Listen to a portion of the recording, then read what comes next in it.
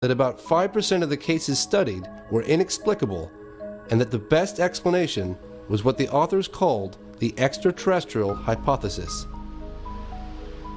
With investigative journalist Leslie Kane, I flew to France to meet General Letty. We met the general at his home on the outskirts of Paris. We went over some of the more puzzling encounters that led the group to their conclusions. And he saw the disk hovering. Pilot sightings confirmed by radar. Going very quickly out of his sight. And cases involving soil and plant analysis from landing sites. I had looked into one of these cases myself. Farmer Renato Nicolai from Trans-en-Provence reported that a disc-shaped object landed in his garden in the late afternoon. La forma c'était come si on posait deux assiettes, l'una sull'altra. When he told his wife, she assumed he had heat stroke and had hallucinated. However, scientific analysis of the landing site showed high levels of radiation, and when I visited the site back in 1999, almost 20 years later, nothing had grown in that spot.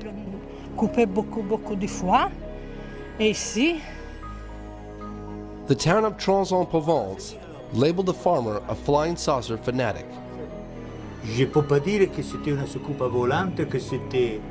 J'ai vu quelque chose, oui. Il s'est posé, il est reparti. What we're looking at? I mean, what is this photograph? General Letty also shared with us some impressive photographic cases. One of these was featured on the cover of the Cometa report. So it's mapping, is it mapping the ground? Mapping the ground. And developing... A mapping plane from the government of Costa Rica was flying at 10,000 feet.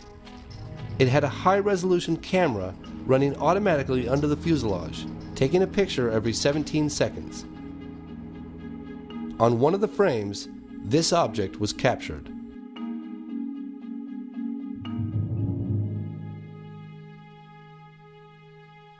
After careful analysis by several scientists, including Richard Haynes and Jacques Vallée, it was determined that the object captured on film was a real three-dimensional airborne object. So do you think if it was announced that people would panic? If the government's announced, well, the unidentified objects are real? I cannot say yes, but I cannot say no. I asked the general to explain the Cometa report's extraterrestrial hypothesis. For us, we think that the best explanation is that object came from outside.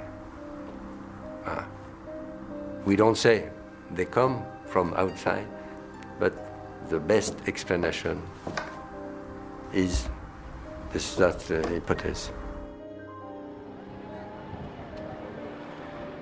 In 2007, an investigative branch of CNES, the French equivalent of NASA, made 1,600 sightings spanning 5 decades available to the public.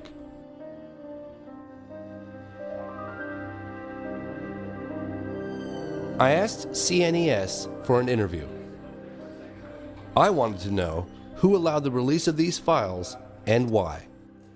C'est le président du Centre national d'études spatiales quand il a décidé de remettre en route l'activité du GEPAN, de réorganiser, qui a donné comme mission de travailler de façon transparente vis-à-vis du public et des médias.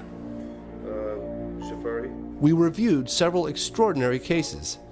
Some even involved landings. I asked him what his personal beliefs were.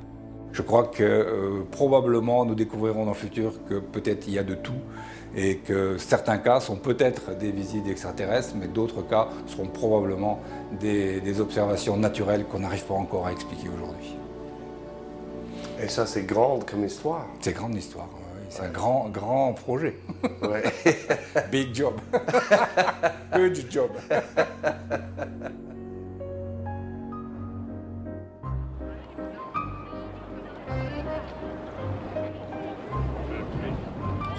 I wanted to know how releasing this information might have affected the people of France. We took to the streets.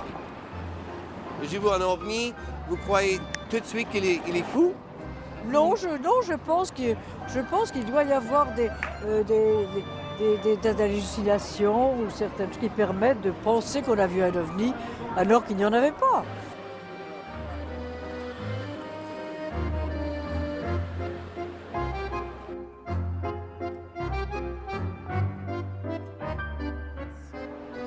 Does it make you scared?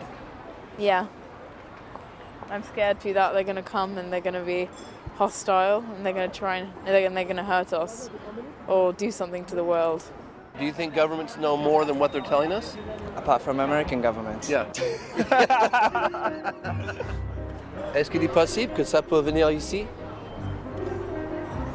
Pourquoi pas?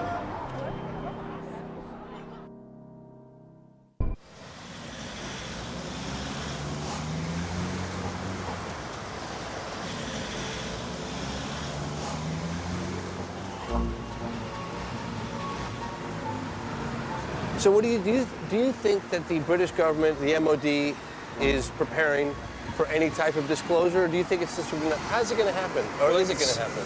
It's not going to be, as I say, disclosure with a big D. Right. It's going to be disclosure with a small d. In other words, we will be releasing the files, but... In May 2008, the British government began the process of releasing its entire archive of UFO files. From 1991 through to 1994, I was the desk officer responsible for these investigations.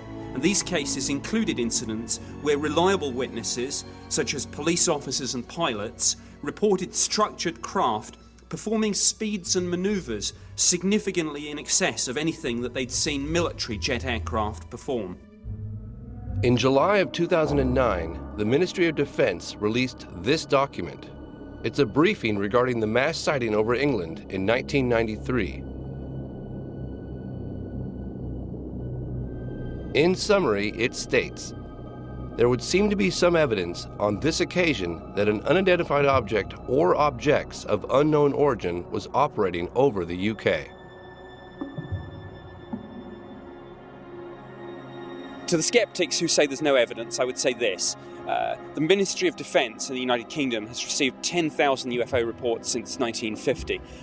Not just lights in the sky, but structured craft, sometimes tracked on radar. But don't take my word for it. All this can be viewed at the National Archives on the Ministry of Defence website. So the evidence is right out there. The phenomenon has not changed a great deal. It has not changed materially since 1947. And I'm quite sure that neither we nor the Russians had anything like the capabilities demonstrated by the UFOs in 47. I don't think we have now.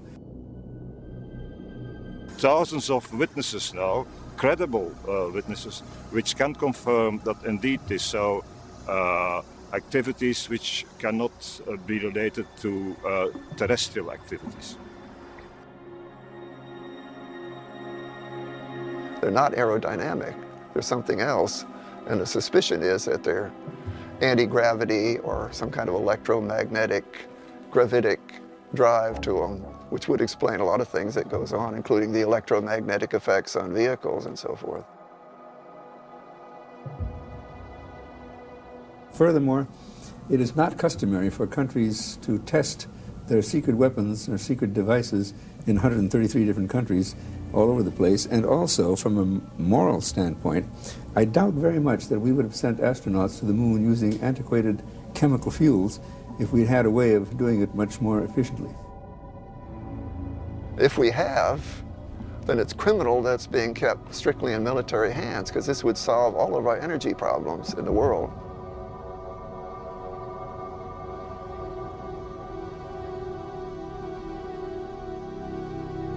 So I've given up the whole idea that it could possibly be from any place on Earth.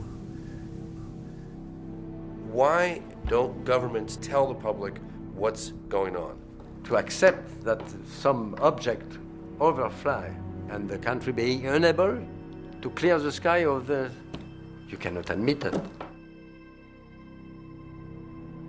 Do you think it's possible that it was from another world?